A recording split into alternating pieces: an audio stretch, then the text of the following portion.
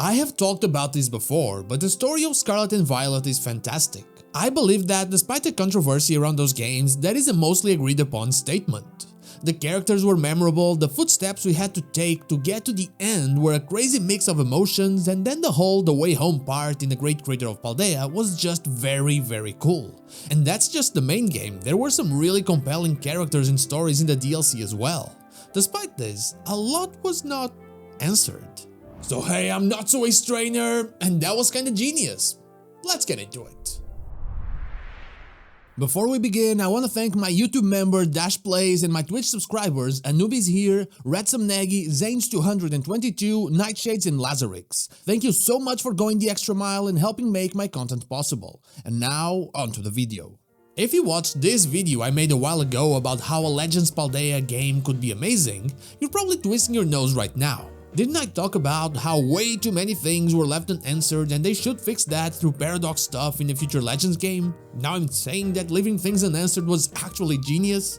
Well, yeah, I am saying that and I stand behind it. As someone with interest in the actual lore of Pokemon, I can't help but to want answers about it. But as someone who likes to theorize, well, those holes in the stories, those questions left in the air, they make me very excited, almost as much as you liking and subscribing, for example. You don't know who wrote for your culture, but that seems like an interesting thing to know as nothing else about the Paradox Pokemon is discussed until the endgame.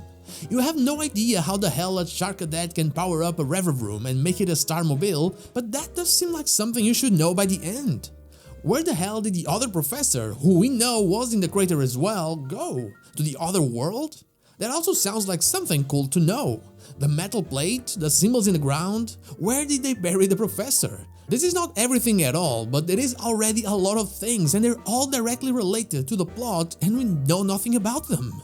And that is genius. I mean, it's the kind of game that kind of touches on conspiracy theories, cryptozoology, multiverses and timelines. I mean, it's the kind of thing that you usually have to put your tinfoil hat on in order to talk about. By not giving us the answers, they're basically making sure that the game is known for that the game feels unfinished, but not in a bad way. It doesn't feel like X and Y, a game plagued by many things that never happened. You don't feel like Scarlet and Violet didn't give you everything. There were 2 items found in the code that were never used, but no unreleased Pokemon like Eternal Flower Floette or potential storylines that never happened like something with Zygarde. It feels like a good case of I have no idea what's going on. Even the cutscene with the professor, it doesn't tell you anything, it theorizes something. The professor doesn't know for sure if they are in their timeline or in another timeline or something else. They simply theorize that they are in another timeline, but we can't really know if they are right or not as they were really not that deep into their research yet. The cherry on top, and the reason why I know that these questions were meant to persist past the release of the game, is Terapagos, the legendary turtle and the hidden treasure of Area Zero. There isn't much about it, and its powers, while somewhat clear, are never fully explained. But its stellar form, well, its stellar form tells us a lot more than you think. There is an expression called turtles all the way down. If you've been watching me for a while, this is not your first time hearing it on the channel. It basically is an expression of the problem of infinite regress. And what is infinite regress, you ask?